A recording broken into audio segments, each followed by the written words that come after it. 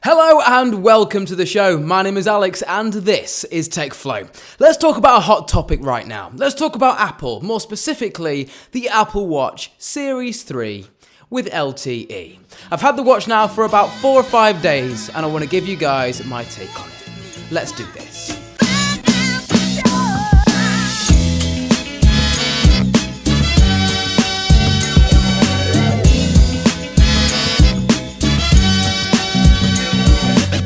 So before I start this video review, I want to preface to you guys that I've been wearing an Apple Watch on my wrist since 2015 as my main watch.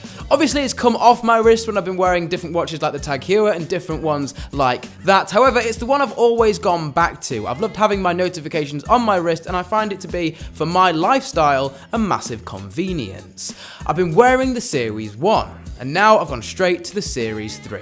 So bear in mind, this is me coming from a Series 1 to a Series 3.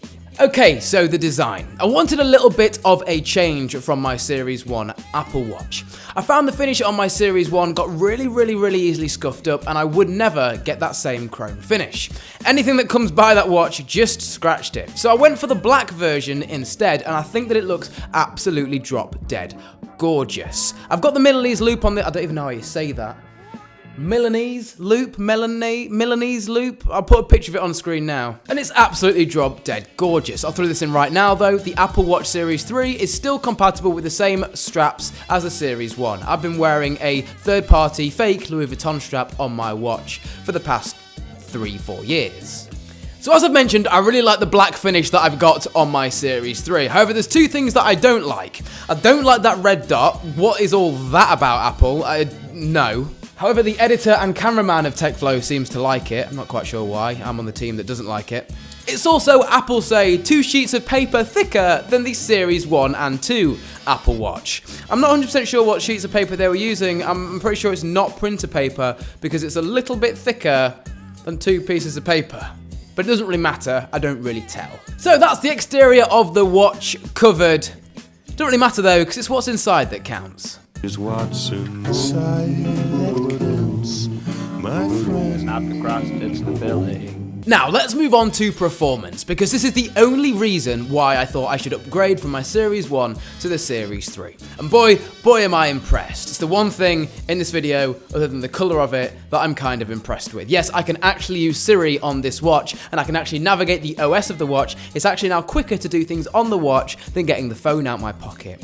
Previously, with the Series 1, it was quicker just to get my phone out the pocket because, well, as you can see on screen now, with the loading time, just trying to load up the settings pane on the watch, Series 1 versus Series 3, it takes a hell of a lot longer.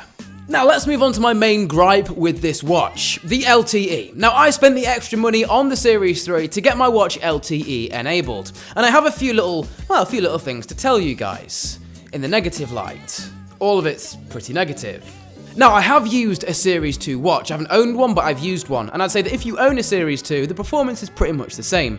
It's pretty much the same. Series 1, though, definitely upgrade if you want the performance. That's all I'd say. Obviously, I've tested the watch's water resistance, and it works as advertised. You go in the bath with it, go in the shower with it, it's absolutely fine. I still prefer to take mine off, though. Better to be safe than sorry. Right, let's move on to LTE. Why I spent the extra money on this watch and why I probably shouldn't have, and why you guys definitely shouldn't anytime in the near future. So there's 2 versions of the Series 3 Apple Watch, one with and one without LTE, and I opted for the one with LTE. I'm going to bust a few myths first. No, the Apple Watch does not 100% of the time stay connected to the LTE network. If it did, you'd probably get about 5 hours of battery life. The majority of the time, if you opt for the LTE-enabled Apple Watch Series 3, it's going to be connected via Bluetooth or Wi-Fi to your phone. Only then, when it disconnects from either Bluetooth or Wi-Fi and it can't find your phone, will then it turn on its cellular capabilities and connect to the cellular network. That's if, in fact, you can actually get it set up in the first place with your carrier. I've had my watch for 3 or 4 days now, and only about 3 hours ago have I got it set up. Now, I don't know who to blame for this, my carrier or Apple. It just seems to not be an easy process. And I'm not just speaking for myself, I'm speaking to the vast majority of LTE Apple Watch 3 owners. They all have said the same thing. Mine, though, now is all set up. Apparently, it doesn't work.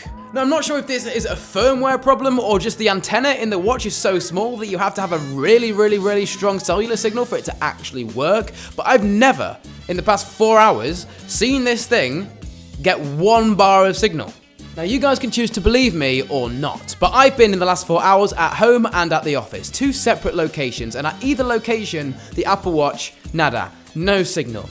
And there's actually a cellular network tower right behind the office. About 100 meters that way, you can see a load of masts. And one of those, yes, before you pipe it in the comments and say it's probably not for your carrier, it is. I've got full signal on my phone, but watch, absolutely nothing. It's really disappointing. But other than that, I've been using the watch primarily on its Bluetooth and Wi-Fi functionality, and I'm absolutely loving it. Using Siri to interact with home devices on your watch, telling it to ring people, send texts, look at notifications, it works like a dream. I've even had it on in the gym using the fitness tracking, and it is even more accurate than my first generation Apple Watch, which was fairly accurate anyway. So, let's wrap this up. Alex, what are you trying to say here? Well, guys, I'm trying to warn you, if you are liking the LTE-enabled Series 3 Apple Watch and what Apple are telling you, I would just hold off for now until Apple can sort out all the bugs and you can actually, well, here's some sort of report of somebody getting some signal on their Apple Watch LTE. However, if you haven't ever purchased an Apple Watch and you're wanting to get one, the Series 3 is definitely the way to go. And I would definitely go to the Series 3 if you are a Series 1 owner, not a Series 2 though. But other than that, the screen brightness is absolutely fantastic. You can see this thing out in broad daylight absolutely fine. It's super fast, super great battery life on this coming from the Series 1. Again, not 100% sure about the Series 2. But if you're not an Apple Watch owner and want an Apple Watch, go ahead and pick up the Series 3. And as I say, if you guys own a Series 1, it's definitely worth the upgrade, but probably not from the Series 2. And also, just stay tuned about the LTE thing. I'm really not convinced just yet. But guys, I hope you've enjoyed this little review. My name's been Alex. You guys have been awesome. This has been TechFlow. We'll catch you in the next one.